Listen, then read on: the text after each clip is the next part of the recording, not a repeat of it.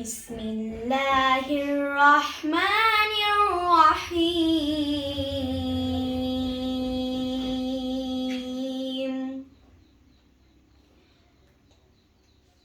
আজকে আমি তে বা র বা এর নিয়ে আলোচনা করব। এগুলোকে ইনফিনিটিভ ভার্ব বা অসমাপিকা ক্রিয়া বলা হয়। ইনফিনিটিভ ভার্ব চেনার উপায়: বাংলা ক্রিয়ার শেষে তে বা র বা এর উচ্চারণ বুঝালে ইংরেজিতে ওই ক্রিয়া বা ভার্ব ওয়ানের প্রেজেন্ট ফর্ম বা ভার্ব ওয়ান বা ভি ওয়ানের পূর্বে একটি টু বসলে তাকে ইনফিনিটিভ ভার্ব বা অসমাপিকা ক্রিয়া বলে।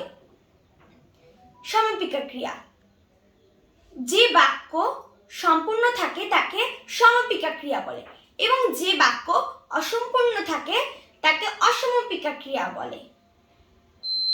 ইনফিনিটিভ ভার্ব বা অসমাপিকা ক্রিয়া যেমন ধরতে বা ধরার, টু ক্যাচ; পড়তে বা পড়ার, টু রিড; করতে বা করার, টু ডু; বলতে বা বলার, টু টেল; লিখতে বা লিখার, টু রাইট; দৌড়াতে বা দৌড়াবার, টু রান; হাঁটতে বা হাঁটার, টু ওয়াক; গাইতে বা গাওয়ার, টু সিং; নাচতে বা নাচার, টু ডান্স; হাসতে বা হাসার, টু লাফ।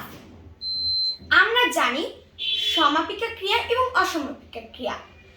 যে বাক্য সম্পূর্ণ থাকে তাকে সমাপিকা ক্রিয়া বলে।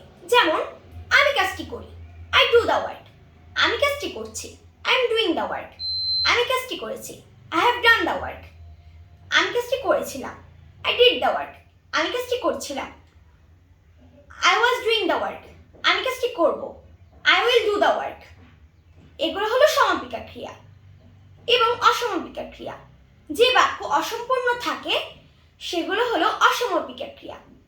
যেমন আমি কাজটি করতে চাই, I go to do the work; আমি কাজটি করতে যাচ্ছি, I am going to do the work; আমি কাজটি করতে গিয়েছি, I have gone to do the work; আমি কাজটি করতে গিয়েছিলাম, I went to do the work; আমি কাজটি করতে যাচ্ছিলাম, I was going to do the work; আমি কাজটি করতে যাব, I will go to do the work.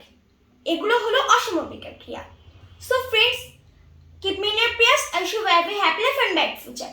Pray for me, আমার জন্য দোয়া করবেন। আসসালামু আলাইকুম।